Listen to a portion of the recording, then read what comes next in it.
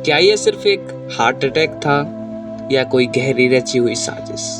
आज हम उठाएंगे पर्दा। उनके शरीर का रंग नीला पड़ चुका था।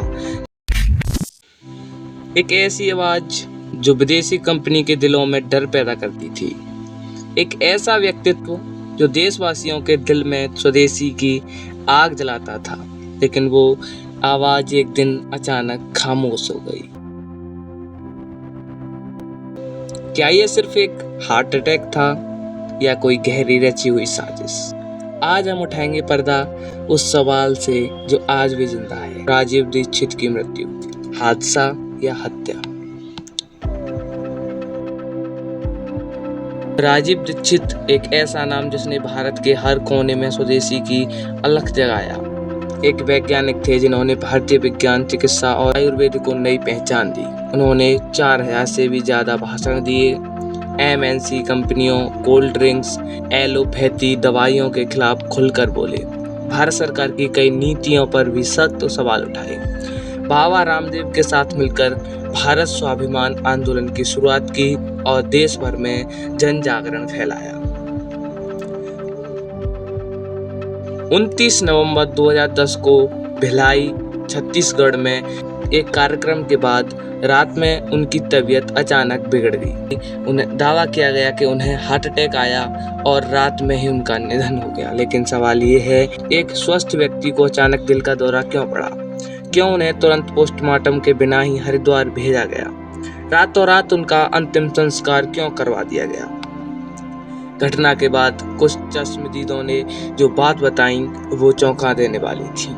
उनके शरीर का रंग नीला पड़ चुका था।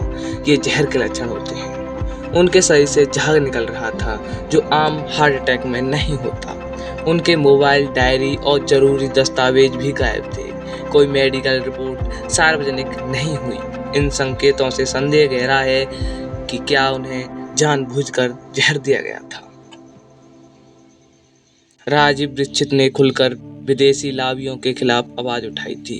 बड़ी फार्मा कंपनियां, कोका कोला, पेप्सी जैसी सॉफ्ट ड्रिंक कंपनियां, WTO और वैश्विक पूंजीवादी नीतियां, GM फ्रूट्स और एलोपैथिक उद्योग, उनकी बातों से करोड़ों लोगों ने इन उत्पादों का बहिष्कार करना शुरू कर दिया था। क्या इस कारण कुछ शक्तिशाली संस्थाओं ने उन्हें हमेशा के लिए चुप कराने की योजना बनाई? राजीव दीक्षित बाबा रामदेव के सबसे करीबी सहयोगियों में से थे, लेकिन उनकी मृत्यु के बाद कई सवाल बाबा रामदेव से भी जुड़े। उन्होंने बिना पोस्टमार्टम के अंतिम संस्कार क्यों करवा दिया? उन्होंने इस मामले की निष्पक्ष जांच की मांग क्यों नहीं की?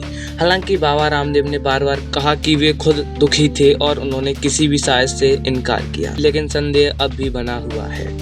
राजीव दीक्षित के समर्थक आज भी सोशल मीडिया पर न्याय की मांग करते हैं। ट्विटर, यूट्यूब और फेसबुक पर लोग पूछते हैं #Justice for राजीव दीक्षित। लोग आज भी उनकी रिकॉर्डिंग सुनते हैं, उनके विचारों को अपनाते हैं। उनकी मृत्यु को अब 14 साल से ज़्यादा हो चुके हैं, लेकिन सवाल आज भी बिना उत्तर के ही है। क्या एक सच्चे देशभक्त को जो स्वदेशी की मिसाल लेकर निकलता था, क्या एक सच्चे देशभक्त को जो स्वदेशी की मिसाल लेकर निकलता था चुप करवा दिया गया? क्या हम इस बात को यूं ही भूल जाएंगे? क्या उनकी मौत की निष्पक्ष जांच होनी चाहिए? क्या हम सबको न्याय की मांग करनी चाहिए? क्योंकि अगर आज एक राजीव दीक्षित की मौत यूं रहस्य बनकर दफन हो सकती है, तो कल किसी और देशभक्त की भी आवाज़ दबाई जा सकती है। अगर आप चाहते हैं कि सच्चाई सामने आए तो वीडियो को लाइक करें, अधिक से अधिक लोगों तक शेयर करें और नीचे कमेंट करें। हमारी आवाज़ शायद किसी जांच की शुरुआत बन जाए। जय हिंद, वंदे मातरम।